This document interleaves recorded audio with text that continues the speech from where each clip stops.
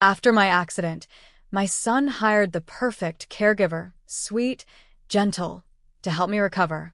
But the second he walked out that door, her mask dropped. Cold food. Forgotten medication. Bruises I supposedly imagined.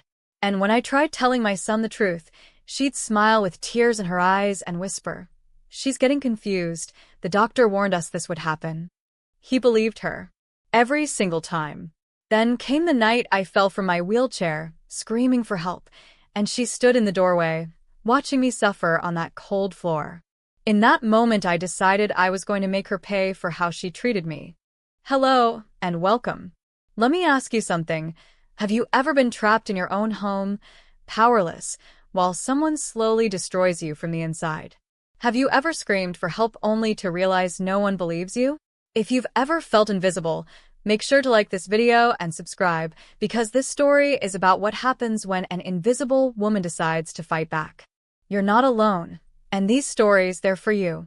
My name is Lucia. I'm 71 years old, and 6 months ago, a drunk driver ran a red light and changed my life forever. The crash left me with 2 shattered legs, a fractured hip, and a spine injury that put me in this wheelchair, possibly permanently. The doctors say there's a chance I'll walk again with therapy, but for now, this chair is my world. I used to be a professor of literature. I traveled. I hiked. I lived alone in my beautiful 2-story home filled with books, art, and memories of my late husband, Thomas. But after the accident, everything changed. Suddenly, I couldn't climb the stairs to my bedroom. I couldn't cook for myself. I couldn't even reach the bathroom sink without help. My son, David, was terrified. He's 43, works in finance, travels constantly for work, and he's never been good with emotions, or illness, or anything that reminds him that his mother is mortal. When he saw me in that hospital bed, I could see the panic in his eyes. Not just concern, panic. The kind that makes people make desperate decisions. "Mom, you can't live alone anymore," he said, pacing my hospital room like a caged animal. "You need help. Professional help." "David, I'll be fine," I told him, even though we both knew it was a lie. "I'll figure it out." "No." His voice was firm, almost angry. "I'm hiring someone. A live-in caregiver. Someone who can be there 24/7. I wanted to argue, but the truth was I was scared too. Scared of falling and not being able to get up. Scared of choking on food with no one there to help. Scared of becoming a burden to my son, who already felt guilty for living 3 hours away. So, I agreed. That's how Maribel came into my life. David found her through an agency, one of those supposedly reputable places that does background checks and certifications. He interviewed 3 candidates and chose Maribel because, in his words, "She's perfect, Mom. You're going to love her." The day she arrived, I was sitting in my wheelchair by the living room window, watching the autumn leaves fall. The doorbell rang, and David rushed to answer it. "Mom, this is Maribel Garcia," he said, practically glowing with relief. "Maribel, this is my mother, Lucia." She was in her late 20s, petite, with long dark hair pulled back in a neat bun. She wore simple clothes, jeans, and a cardigan, and carried a small suitcase. Her smile was warm, almost radiant. "Mrs. Wells, it's such an honor to meet you," she said, her voice soft and respectful. She came over and gently took my hand in both of hers. "Your son has told me so much about you. I promise, I'm going to take excellent care of you." Something in her eyes made me uneasy, but I couldn't place it. Maybe it was just my own anxiety about having a stranger in my home. David stayed for 2 hours, showing Maribel around the house, explaining my medication schedule, demonstrating how to help me transfer from the wheelchair to the bed. She listened attentively, asked thoughtful questions, and even laughed at David's terrible jokes. "See, Mom?" David said as he prepared to leave. "I told you she's wonderful." "She seems very nice," I said carefully. He kissed my forehead. "I'll call you tomorrow. Maribel has my number if you need anything. Try to relax, okay? You're in good hands." The door closed behind him, and Maribel's smile disappeared. It was subtle at first, so subtle that I thought I was imagining it. That first evening, she made dinner, chicken and vegetables. But when she brought my plate to the table, the food was barely warm. Almost cold. "Maribel, could you warm this up a bit?" I asked politely. She looked at me with an expression I couldn't quite read. "It's fine. I just made it." "But it's—" "Mrs. Wells," she interrupted, her voice flat, "I've been cooking all day. If it's not hot enough for you, there's a microwave." My mouth opened, then closed. The microwave was in the kitchen, and I couldn't reach it from my chair without help. She knew that. I ate the cold chicken in silence. That night, when it was time for my medication, she brought me my pills with a glass of water. But she handed them to me so quickly that one fell and rolled under the couch. "Oh, clumsy me," she said, not moving to retrieve it. "Maribel, could you—" "I'll get it later," she said, already walking away. "You've got enough pills there. One won't hurt." But that pill was my pain medication, the one that helped me sleep through the night. Without it, I lay awake for hours, my legs throbbing, tears streaming down my face in the darkness. The next morning, when I mentioned it, she looked at me with wide, innocent eyes. "I gave you all your pills, Mrs. Wells. Are you sure you're not forgetting?" I wasn't forgetting, but the way she said it made me doubt myself for just a moment. And that's when I realized what she was doing. She was gaslighting me. The small cruelties multiplied. When she helped me into bed, she gripped my arms just a little too tight, leaving finger-shaped bruises on my skin. When she pushed my wheelchair, she'd sometimes hit the doorframe, jolting me painfully. "Oh, I'm so sorry," she'd say sweetly. "These hallways are so narrow." They weren't narrow. I'd lived in this house for 30 years. She'd serve my meals at odd times, breakfast at 11, dinner at 4, throwing off my medication schedule and leaving me nauseous. When I asked for specific foods, she'd forget or claim we were out of ingredients, even though I could see them in the refrigerator when she wheeled me past. But the worst part was the mockery. One afternoon, I was struggling to reach a book on the coffee table. My arm wasn't quite long enough, and I was stretching, frustrated. Maribel walked into the room, saw me, and started laughing. Not a polite chuckle. A real, genuine laugh. Then she mimicked me, contorting her face and reaching out with exaggerated, jerky movements, making herself look ridiculous. "Is this what you look like?"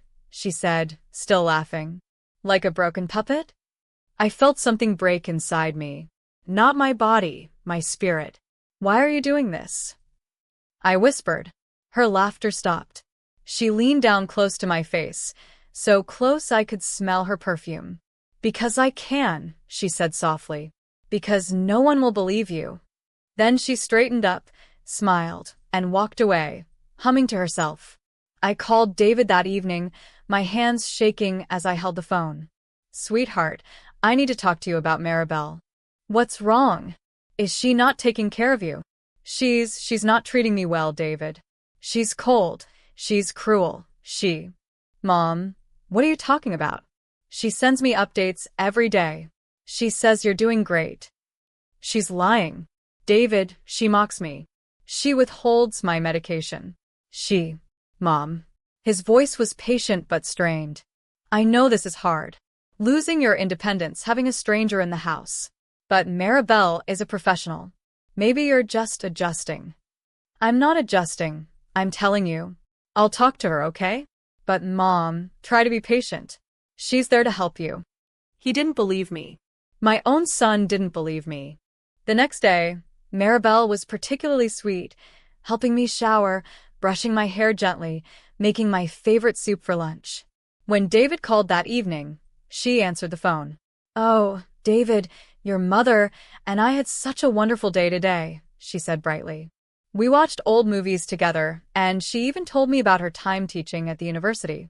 "She's such an inspiration." She handed me the phone, smiling. "See, Mom?" David said. "I told you everything would work out. I'm glad you two are bonding." After I hung up, Maribel leaned down to my ear. "Your son thinks you're confused," she whispered. "Keep complaining, and he'll think you're losing your mind.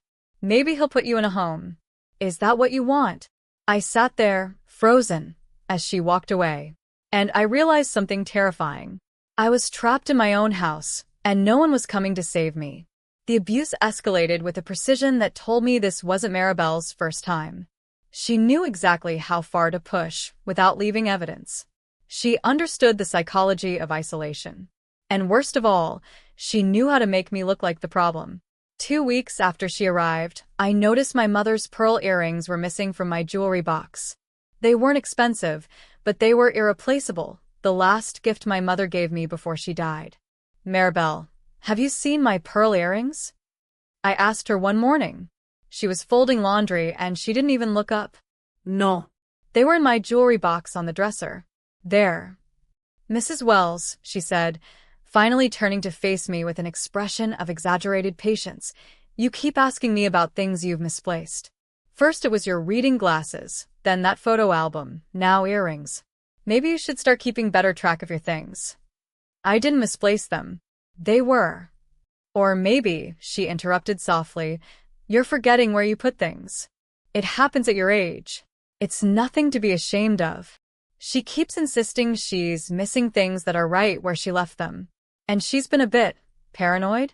She accused me of hiding her mail today, but I would never. I'm just worried about her, you know? My hands were shaking. I watched her performance. The concerned caregiver. The dutiful employee worried about her elderly charges, declining mental state. No, she's not being difficult, Maribel continued. She's actually been very sweet. I just think maybe we should mention it to her doctor at the next appointment, just to be safe. When she handed the phone back to me, David's voice was gentle. Too gentle. Mom, I think Maribel's right. Maybe we should have Dr. Patterson check you out. Just routine stuff, you know? Make sure your medications aren't affecting your memory or anything. I wanted to scream. Instead, I said quietly, I'm fine, David. My mind is perfectly clear. I know, Mom. I know. But let's just make sure, okay? For my peace of mind. After I hung up, Maribel smiled at me. You should really stop trying to turn your son against me, Mrs. Wells. It's not going to work. In fact, every time you complain, you just sound more unstable. The physical abuse started small. A pinch on my arm when she helped me dress. Oh, sorry. You're just so delicate. A rough yank when she transferred me from wheelchair to bed. You need to help me more, Mrs. Wells. You're heavier than you look. Then one night, she deliberately left my phone on the other side of the room, far out of reach. Good night, Mrs. Wells, she said sweetly, turning off the light. Maribel, my phone. What about it? I can't reach it. Can you bring it to the nightstand? She looked at the phone, then at me. You don't need your phone. You need to sleep. I'll check on you in the morning. But what if I need help during the night? Then you'll have to wait until morning, won't you? She left, closing the door behind her. Around 2 a.m., I needed to use the bathroom to you. I called out for her. Softly at first, then louder. Maribel. Maribel, I need help. Nothing. I called for 20 minutes. My voice grew hoarse. My bladder ached. Finally, I tried to transfer myself to my wheelchair, something the physical therapist had told me never to attempt alone. I managed to get halfway before my arms gave out. I fell. The impact knocked the wind out of me. Pain shot through my hip, my legs, my spine. I lay there on the cold floor, gasping, tears streaming down my face. Maribel. I screamed. Help me, please. 5 minutes passed. 10. 15. Then I heard footsteps in the hallway. Slow, casual footsteps. My door opened. The light flicked on. Maribel stood there in her pajamas, looking down at me with an expression of mild annoyance. What happened? She asked, as if she'd just woken up. I fell. I was calling for you. I didn't hear anything. I sleep very deeply. She yawned. Can you get up? No. I can't. That's why I was calling you. She sighed heavily, like I was a tremendous inconvenience. Then she grabbed my arms and hauled me up with such force that I cried out in pain. She practically threw me into the wheelchair. There. Try to be more careful, Mrs. Wells. You could have really hurt yourself. The next morning, she called David. Hi, David, it's Maribel. I wanted to let you know your mom had a little accident last night. She tried to get out of bed on her own and fell. She's okay, just some bruises, but I'm worried she might be trying to do too much too soon. Yes, I've told her to wait for me, but she's very independent. I know. I'll keep a closer eye on her. When David called me an hour later, his first words were, Mom, Maribel told me what happened. Why didn't you wait for her to help you? I called for her. For 20 minutes, I called. She said she didn't hear you. She's a heavy sleeper, Mom. Why didn't you use your phone to call her? She put my phone out of reach. Mom. His voice was strained with frustration. Maribel says your phone was on your nightstand, where it always is. Are you sure you're not? I'm not confused. My voice broke. David, please. You have to believe me. She's hurting me. She's manipulating you. Mom, stop. He sounded exhausted. Just stop. Maribel is there to help you, and you're making her job impossible. I'm going to schedule that appointment with Dr. Patterson, and we're going to figure out what's going on, okay? But you need to stop making these accusations. The line went dead. I sat there, holding the phone, feeling more alone than I'd ever felt in my life. But something shifted in me that day. The fear was still there. The pain was still there. But underneath it all, something else emerged. Rage. Cold, calculated rage. I thought about my years as a literature professor. I taught Shakespeare, where every villain eventually faced their downfall. I'd taught Greek tragedies, where hubris always preceded destruction. I'd spent decades analyzing stories where the underestimated character, often a woman, often elderly, turned out to be far more dangerous than anyone imagined. Maribel thought I was helpless. She thought my wheelchair made me weak. She thought my age made me senile. She forgot that I'd spent 71 years learning how to survive in a world that constantly underestimated women like me. That afternoon, while Maribel was in the kitchen making lunch, I used my tablet to search for something specific. Tiny cameras. Voice-activated recording devices. The kind of surveillance equipment that could be delivered in discreet packaging. I found exactly what I needed on 3 different websites. As I clicked purchase on each one, I felt something I hadn't felt in weeks. Power. Maribel, I called out sweetly. Could you help me with something when you have a moment? She appeared in the doorway, suspicious. What? I'm having trouble with my tablet. Could you show me how to delete my browsing history? I keep accidentally opening old searches. She smirked, clearly pleased that I was admitting to technological incompetence. Sure. Give it here. I watched as she confidently erased my browser history, deleting all evidence of my recent searches. She had no idea I'd already placed the orders. The confirmation emails were going to an old account she didn't know about. There. All clean, she said, handing the tablet back. Try not to mess it up again. Thank you, dear. You're so patient with me. She walked away, satisfied. And I smiled for the first time in weeks. Let her think I was confused. Let her think I was helpless. Let her get comfortable in her cruelty. Because in 3 to 5 business days, my weapons would arrive. And Maribel Garcia would learn what happens when you underestimate a woman who's spent her entire life reading stories about revenge. The first package arrived 4 days later, disguised as a hardcover book titled Classic Poetry Collection. Maribel brought it to me without suspicion. Another book, Mrs. Wells? You can barely see the pages anymore, she said with a mocking smile. Old habits, I replied sweetly. Thank you for bringing it to me. She left me alone in the living room, and I carefully opened the package. Inside the hollowed-out book was a tiny voice-activated recording device, no bigger than a USB drive. The instructions said it could record continuously for up to 48 hours and upload directly to cloud storage. My hands trembled as I placed it inside the artificial plant on the side table, the one Maribel dusted around but never actually moved. The second package came 2 days later, labeled as medical supplies. Inside were 3 miniature cameras, each one small enough to hide in plain sight. One went inside the decorative vase in the hallway. Another I tucked into the bookshelf in my bedroom, positioned between 2 thick volumes where it was virtually invisible. The third I placed inside the air vent in the living room. Each camera connected to an app on my tablet. Each one uploaded footage automatically to a secure cloud account. By the end of that week, my house had become my evidence room. And Maribel had no idea she was being watched. I began my performance carefully. I started acting more confused, forgetting conversations we'd supposedly had, asking the same questions multiple times, seeming disoriented about what day it was. Maribel, what day is today? I'd ask, even though I knew perfectly well it was Thursday. Thursday, Mrs. Wells. I told you that this morning. Did you? I don't remember.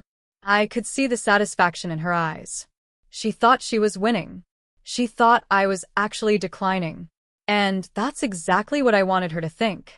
Because when predators believe their prey is helpless, they get careless. It took less than a week for the cameras to capture pure gold. On Monday afternoon, while I pretended to nap in my wheelchair, I watched through my tablet as Maribel went into my bedroom. She thought I was asleep. I'd trained myself to breathe slowly and keep my eyes closed while remaining fully conscious. The bedroom camera recorded everything. She opened my jewelry box and pocketed my grandmother's gold bracelet, the one with the inscription from my grandfather. She didn't even hesitate, just slipped it into her pocket like it was nothing. Then she opened my desk drawer and took cash from the envelope where I kept emergency money. $200 gone in seconds. But she didn't stop there. She sat at my desk and started going through my financial documents, bank statements, investment portfolios, the deed to my house. Stupid old woman, she muttered to herself. All this money, and you can't even stand up on your own. What a waste. The camera captured every word. She photographed several documents with her phone, including my banking information and the contact details for my financial advisor. My heart was racing, but I kept my breathing steady. I kept my eyes closed. I kept playing dead, because this was exactly what I needed. The verbal abuse she'd always hidden from David became constant. She thought I was too out of it to remember or report it. You're pathetic, you know that? She said while roughly changing my clothes one morning. The camera in my bedroom caught everything. Your son pays me so much money to babysit a useless old cripple. You can't even wipe yourself properly. She yanked my arm hard enough to make me gasp. Oh, did that hurt? Sorry. Maybe if you weren't so helpless, I wouldn't have to manhandle you. Please, Maribel. Please, Maribel, she mimicked in a whiny voice. You sound like a child. No wonder your son can't stand to visit you. You're embarrassing. The camera captured the tears running down my face. It captured the bruises forming on my arms. It captured everything. But the worst was yet to come. One evening, while serving dinner, Maribel sat across from me with a strange smile on her face. You know what, Mrs. Wells? I've been thinking about your future. My future? Yeah. See, your son is very concerned about you. All these falls, the confusion, the paranoia. He's mentioned nursing homes a few times. My blood went cold. What? Oh, he hasn't told you? She leaned back in her chair, looking pleased with herself. He asked me what I thought about long-term care facilities. Said he's worried you're becoming too much for me to handle alone. That's not true. David wouldn't. Wouldn't he? She picked at her nails casually. Think about it, Mrs. Wells. You're getting worse every day. At least, that's what I tell him. And he believes every word I say. She leaned forward, her eyes cold. Here's what's going to happen. In a few weeks, I'm going to tell your son that you've become violent, that you tried to hit me, that you're a danger to yourself and others. He'll have no choice but to put you in a home. No. My voice came out as a whisper. And this beautiful house? Your son will probably sell it. Or maybe, she smiled, maybe he'll keep it as a rental property. And maybe he'll need someone to manage it for him. Someone he trusts. Someone who's proven herself to be reliable and caring. You're insane. I'm smart, she corrected. I've done this twice before, Mrs. Wells. Wealthy old women with guilty, absent children. It's easier than you'd think. The last one? I walked away with over 50,000 in jewelry and cash before her kids even realized. By the time they figured it out, I'd moved to another state. No proof, no consequences. She stood up, picking up my dinner plate even though I'd barely touched it. You're not the first, and you won't be the last. You're just another pathetic old woman who thought she could keep living in her big house all alone. But you can't. People like you need people like me. And people like me? We take what we deserve.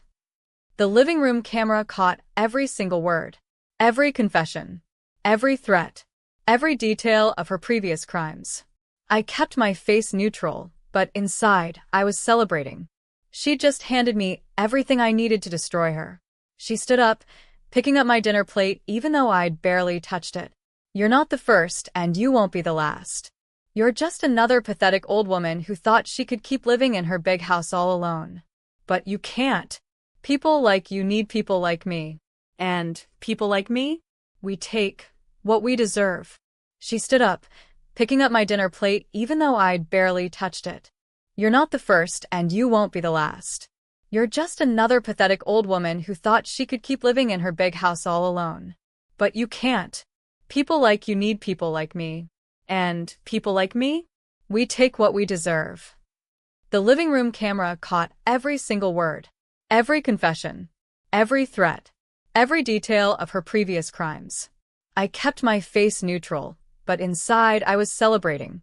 She just handed me everything I needed to destroy her.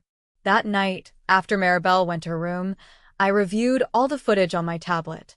I had a video of her stealing my jewelry and cash, audio of her verbal abuse, footage of her roughly handling me, leaving bruises, her confession to previous scams, her threats to manipulate David into institutionalizing me, evidence of her screening my mail and accessing my financial documents. But I didn't just have evidence of abuse. I had evidence of conspiracy, theft, fraud, and elder exploitation, crimes that carried serious prison time. I backed up everything to 3 different cloud services. I downloaded copies to an encrypted USB drive. I sent copies to an email account Maribel didn't know existed. Then, I did something I hadn't done in weeks. I smiled. A real, genuine smile. Because Maribel had made a critical mistake. She'd underestimated me so completely that she'd gotten arrogant. She confessed everything because she thought I was too weak, too confused, too broken to do anything about it. She forgot that weak and smart are not mutually exclusive. She forgot that being in a wheelchair doesn't make your mind stop working.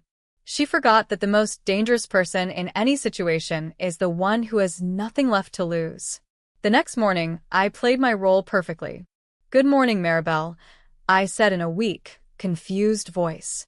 "What day is it?" "Saturday, Mrs. Wells." She was in a good mood, humming as she made breakfast. "Saturday, yes, of course." I blinked slowly, as if struggling to remember. "Is David visiting today?" "No, he's busy with work. Like always." Oh. I thought he said. "You're confused again." She set my breakfast down, cold oatmeal, as usual. "Eat up." I ate the cold oatmeal, without complaint. I took my medications when she gave them to me. I let her wheel me around roughly, without protest. I played the perfect victim, because I was waiting for the perfect moment. That evening I made the call. "Sweetheart." My voice was shaky, deliberately so. "David, honey, I need you to come home." "Mom, what's wrong? Are you okay?" I'm not sure. Something feels wrong. I can't explain it, but I need you here. Please. Can you come tomorrow?" There was a pause. I could hear the concern in his voice. "Mom, is this about Maribel again?" "Because." "Please, David. I'm not asking you to fire her or believe anything I say. I just need to see you. Just you and me. Can you do that for your mother?" Another pause. Then, "Okay. Okay, Mom. I'll drive up tomorrow morning. I'll be there by noon." "Thank you, sweetheart." "And David, don't tell Maribel you're coming. I want to surprise her." Okay. Sure. "I'll see you tomorrow." After I hung up, I sat in my wheelchair, staring out the window at the darkening sky. Tomorrow, everything would change. Tomorrow, Maribel Garcia would learn that some women don't break. They sharpen themselves on their pain and become weapons. And I was about to show her exactly how sharp I'd become. David arrived at exactly noon, just as he'd promised. I heard his car pull into the driveway, heard his footsteps on the porch. Maribel was in the kitchen preparing lunch, humming to herself, completely unsuspecting. The doorbell rang. "I'll get it," Maribel called out cheerfully, wiping her hands on a dish towel. She opened the door, and I watched her face transform into that perfect mask of warmth and welcome. "David, what a wonderful surprise. Your mother didn't tell me you were coming today." She stepped aside to let him in, already playing her role. "She's in the living room. She's having a good day today, very alert and chatty." David walked in, and his eyes met mine. I could see the concern there, the exhaustion, the guilt of a son who loved his mother but didn't know how to help her. Mom." He bent down to kiss my forehead. "Hello, sweetheart. Thank you for coming." Maribel hovered nearby, watching us like a hawk. "Can I get you some coffee, David? Lunch will be ready in about 20 minutes. "Actually, Maribel," I said calmly, "could you give David and me some privacy? Just for a few minutes?" Her smile tightened almost imperceptibly. "Of course, Mrs. Wells. I'll be in the kitchen if you need anything." She left, but I knew she'd be listening from the hallway. She always listened. That's why I'd positioned one of the cameras there. David sat on the couch across from me, and I could see him bracing himself for another complaint about Maribel. "Mom, before you start." "David," I interrupted gently, "I need you to do something for me. I need you to trust me for just 10 minutes. Can you do that?" He hesitated, then nodded slowly. "Okay." I picked up my tablet from the side table. My hands were steady now. No trembling. No fear. Only purpose. "I need you to watch something," I said. "And I need you to watch all of it before you say anything. Can you promise me that?" "Mom, what is this about?" "Please, David. Just promise me." He sighed. "Okay. I promise." I opened the video file I'd prepared, a compilation of the worst moments from the past 2 weeks. I'd edited it carefully, chronologically, to tell the complete story. Then I handed him the tablet and turned up the volume. The video began. I watched my son's face as he saw the truth. First, there was confusion as he watched Maribel pocket my grandmother's bracelet. Then disbelief as she went through my financial documents. His jaw clenched as he heard her verbal abuse, calling me pathetic and useless. But when he reached the part where she confessed her entire scheme, her plan to have me institutionalized, her previous victims, her threats, his face went white. "Oh my God," he whispered. The video continued. Maribel mocking my disability. Maribel roughly handling me, leaving bruises. Maribel admitting she'd done this before and gotten away with it. By the time the video ended, David's hands were shaking. Tears were streaming down his face. Mom, I'm so sorry." I'm so sorry. I didn't believe you. I thought you were," his voice broke. Confused? I finished gently. "That's what she wanted you to think. That's what she's good at." "How long has this been happening?" "Since the day you left her here with me." He looked devastated. Destroyed. "Why didn't you?" "I tried to tell you, sweetheart. But she's very good at her job. She knew exactly how to manipulate the situation. It's not your fault. It is my fault." He was crying openly now. "I hired her. I didn't believe you. I was going to have you evaluated for dementia because of her lies. I almost..." He couldn't finish the sentence. From the kitchen, I heard a plate clatter. Maribel had been listening, and she'd realized something was wrong. "David," I said calmly, "I need you to do something else for me. Anything. I need you to call the police. And I need you to make sure Maribel doesn't leave this house." His face hardened. The grief was still there, but underneath it, I saw something else. Rage. Pure protective rage. Maribel appeared in the doorway, her face carefully composed. "Is everything all right?" she asked, her voice dripping with false concern. "David, you look upset." is your mother. Don't, David said, standing up. His voice was cold, steady. Don't say another word. Her eyes flickered to the tablet in his hands, and I saw the exact moment she understood. Her mask cracked. Whatever she told you, it's not true, she said quickly. She's been so confused lately. I watched the videos, Maribel. David's voice was deadly quiet. All of them. I heard every word you said. I saw what you did to my mother. Maribel's face went through several expressions: shock, panic, calculation. Then she tried one last play. Those videos are fake. She set me up. She's been trying to get rid of me since day one, because she can't handle having help. She's manipulative and… Stop. I spoke for the first time since David stood up. It's over, Maribel. You're not going to talk your way out of this one. She looked at me, and for the first time since she'd arrived, I saw genuine fear in her eyes. You can't do this, she whispered. You're nobody. You're just a what? I asked calmly. A pathetic old woman? A useless cripple? Isn't that what you called me? She took a step backward. David, call the police, I said. Tell them we have evidence of elder abuse, theft, fraud, and conspiracy. Tell them the suspect is still on the premises, and we need officers here immediately. David was already dialing. Maribel bolted. She ran for the front door, but David was faster. He blocked her path, his 6-foot frame suddenly an immovable barrier. You're not going anywhere, he said. She tried to push past him. He didn't budge. Then she tried the back door. I'd anticipated this. I pulled out my phone and activated the smart locks I'd had installed the week before, another purchase Maribel hadn't known about. Every door in the house locked with a quiet click. Maribel stood in the hallway, trapped, her mask completely gone. What I saw now was the real person, calculating, cold, and desperate. You can't keep me here, she screamed. This is illegal. You're holding me hostage. We're detaining a criminal, David said coldly. There's a difference.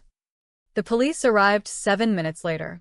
I'll never forget the look on Maribel's face as the officers handcuffed her. She was still trying to lie, still trying to manipulate. She's mentally unstable. She set me up. I'm the victim here. But the lead officer, a woman in her 40s with kind eyes, looked at the bruises on my arms and then at David's phone, where he was already pulling up the video evidence. Ma'am, you have the right to remain silent, the officer said. I'd suggest you use it. As they led Maribel to the patrol car, she turned back to look at me. Her eyes were full of hate. You'll pay for this, she hissed. I'll make sure you… No, I said simply. You won't. Because unlike your previous victims, I have proof. I have everything. And I'm going to make sure you never do this to anyone else again. The officer guided her into the car, and they drove away. And finally, after weeks of living in fear and pain, I felt something I hadn't felt in a long time. Safe. The aftermath was swift and merciless. I pressed every charge the district attorney would allow. Elder abuse, theft, fraud, assault, financial exploitation, and conspiracy. The videos and audio recordings were ironclad evidence. Maribel tried to fight it at first, hiring a lawyer who claimed the recordings were obtained illegally. But my attorney, a sharp woman who specialized in elder law, pointed out that I had every right to install security cameras in my own home. The case never went to trial. Maribel's lawyer advised her to take a plea deal.